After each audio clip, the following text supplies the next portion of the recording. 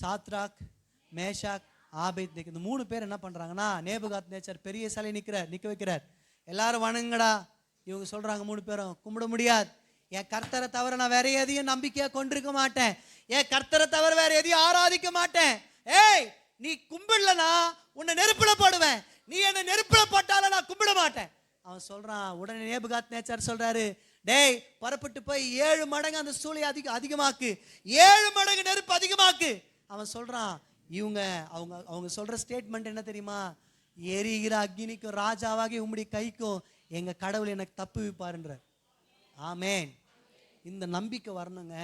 அவங்களுக்கு எது வரைக்கும் தெரியுமா நம்பிக்கை இருந்துச்சு? அவங்கள நேபுகாத்நேச்சார் மிரட்டினப்போ நம்பிக்கை இருந்துச்சு. ஆளுக்கு கட்டளையிடுறான் 7 மடங்கு அதிகமாக்கு. அப்பவும் கர்த்தரை நம்பிட்டே இருந்தாங்க. தூக்கிறதுக்கு ஆள் வந்துட்டாங்க, அவங்கள கட்டிட்டாங்க, தூக்க ஆள் வந்துட்டாங்க, அப்பவும் நம்பிக்கை குறையல. ஆமென். இப்ப தூக்கிட்டு போறாங்க. தூக்கிட்டு போய் அனல் அப்படியே அடிச்ச உடனே தூக்கிட்டு போறவனுக்கு செத்து போயிட்டானுங்க. இப்ப இவங்களை தூக்கி போடுறானுங்க நெருப்புல அப்படியே மேல இருந்து விழுறாங்க. அப்போ அந்த நம்பிக்கை போலைங்க. இந்த நம்பிக்கை என்ன பண்ணுச்சு தெரியுமா? பரலோக சிங்காசனத்தை அசைத்தது.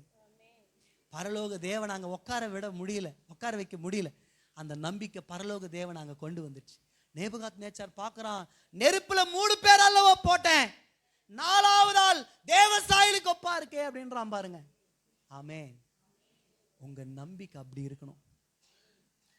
நம்ம நம்பணுங்க கர்த்தரை. உங்க நம்பிக்கை யார் மேலங்க இருக்கு? உங்க வாழ்க்கையில கர்த்தர் எல்லாத்தையும் பார்த்துக்கணும்னு விரும்புறீங்களா? என் வியாதி மாறணும், என் பிரச்சனை மாறணும், என் போராட்டம் மாறணும், எனக்கு எல்லா தேவைகளும் சந்திக்கப்படணும்னு விரும்புறீங்களா? அவர் யெகோவா ஈரே தேவனாய் தன்னை வெளிப்படுத்த விரும்புகிறார். இந்த மாதம் வெளிப்பட்டார் அவரு. ஆனா உங்களுக்குள்ள எனக்குள்ள என்ன எதிர்பார்க்கிறார் தெரியுமா? ஒரு நம்பிக்கை எதிர்பார்க்கிறார்.